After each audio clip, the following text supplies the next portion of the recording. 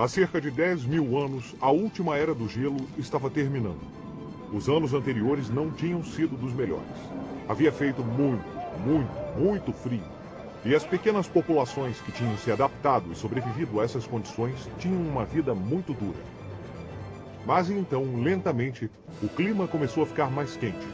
A cada verão, o gelo derretia um pouco mais do que no verão anterior. Então, os povos nômades, cuja existência escassa era marcada pela caça selvagem geração após geração, passaram a ocupar terras quentes e férteis. Assim, esses povos pararam de se deslocar e se fixaram numa área conhecida como Mesopotâmia. Lá, eles aprenderam a semear, plantar e cultivar alimentos que, depois de colhido. Assim, eles poupavam algo muito importante: tempo. Sem se preocuparem com a sobrevivência, agora os povos da Mesopotâmia poderiam pensar em outras coisas, como, por exemplo, em maneiras ainda melhores para domesticar animais, plantar e obter ainda mais comida. Da Mesopotâmia, o mundo ocidental expandiu-se por toda a bacia quente e fértil do mar Mediterrâneo. Milhares de anos se passaram e muitas culturas se desenvolveram. Os sumérios, os assírios e os babilônios, os egípcios, os fenícios, os minoicos e os persas, os gregos e os romanos. Nossa, quanta gente! No auge do Império Romano, o mapa da Europa Antiga era assim. Os romanos dominaram toda a bacia do Mediterrâneo. Mas o que estava acontecendo do outro lado das fronteiras do Império? Não havia ninguém lá? É claro que havia, mas os povos que viviam nessas regiões não tinham o mesmo clima que os romanos, então a sobrevivência era mais difícil. Mas esses povos resistentes prosperaram e criaram seu próprio modo de vida. Por volta de 600 a.C., populações de diversas origens vindas da Europa Central começaram a desenvolver o que hoje chamamos de cultura celta. Essas tribos de diferentes origens raramente se reuniam para se organizar e traçar um objetivo comum. Na verdade, eram povos independentes que muitas vezes lutavam entre si.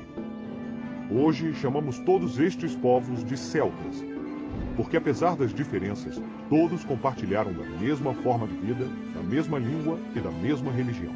Os celtas eram uma sociedade militar liderada por um chefe guerreiro que comandava bravos soldados que frequentemente se juntavam para invadir e saquear outras terras e aldeias.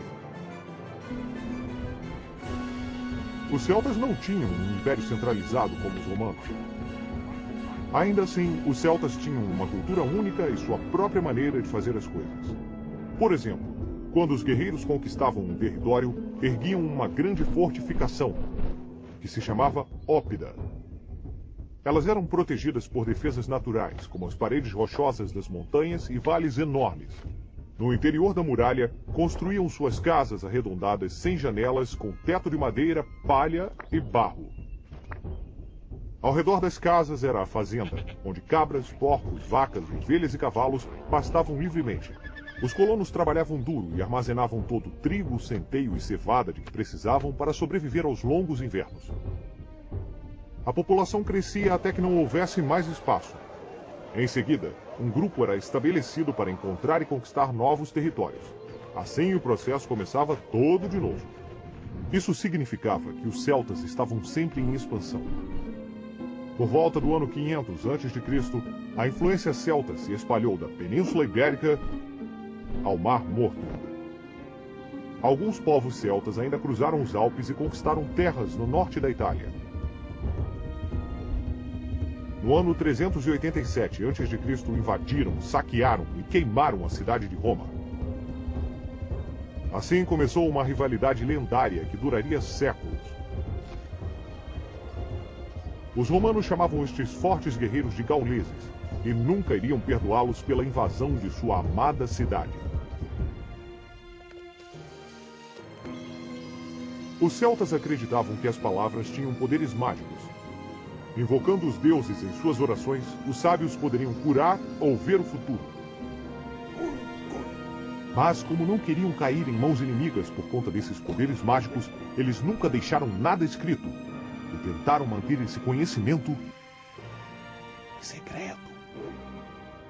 Devido a isso, sabemos muito pouco sobre eles. Nos tempos modernos, às vezes, nós os imaginamos como homens altos, magros, com uma longa barba branca, vestindo túnicas com laços dourados e segurando varinhas mágicas. Esses sábios eram chamados de druidas e eram muito respeitados. Os chefes tribais sempre lhes pediam conselhos antes de tomar uma decisão.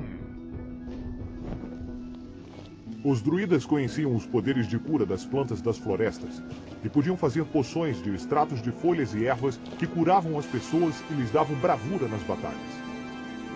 Muitas imagens modernas dos magos são baseadas em nossas histórias. Todos pensavam que nós, os druidas, possuíamos poderes mágicos para controlar o universo. Os druidas de diferentes tribos se reuniam uma vez por ano nas florestas de carvalhos sagrados para realizar um encontro muito especial. Lá, eles compartilhavam suas descobertas e conhecimentos. Alguns ensinavam aos outros como fazer poções mágicas e mostravam os efeitos que elas tinham. Os druidas muitas vezes eram acompanhados por aprendizes que os assistiam pacientemente para aprender os segredos misteriosos de seus mestres. As batalhas entre os celtas e os romanos são lendárias. Os romanos eram muito poderosos, mas tinham medo desses grandes guerreiros a que chamavam gauleses. E foram as batalhas com os gauleses que causaram grandes problemas aos romanos em expandir seu império para o norte. Até que no século I depois de Cristo, um general muito famoso chegou. Esse general era Júlio César. E foi ele que finalmente conquistou os lendários gauleses. Mas não pensem que foi uma tarefa fácil. Foram necessários 7 anos de constantes campanhas militares até que Vercingetorix, o último rei dos gauleses, fosse derrotado e capturado por César. Durante esses anos, cerca de 800 cidades caíram sob o domínio romano e o número de vítimas foi terrível. Acredita-se que cerca de 3 milhões de pessoas morreram em combate e que mais de 1 milhão foram capturadas e vendidas como escravas aos romanos. Os poucos gauleses livres procuraram abrigo na Península Ibérica e na Grã-Bretanha, onde resistiram aos romanos até 42 a.C., quando foram novamente conquistados. No entanto, as últimas resistências gaulesas conseguiram se manter na Irlanda até o século VII, quando tentaram expandir-se uma última vez atravessando o mar até a Caledônia, uma região que hoje conhecemos como Escócia. Vamos usar nossa bússola do tempo para ver o que estava acontecendo nos outros lugares do mundo nessa mesma época.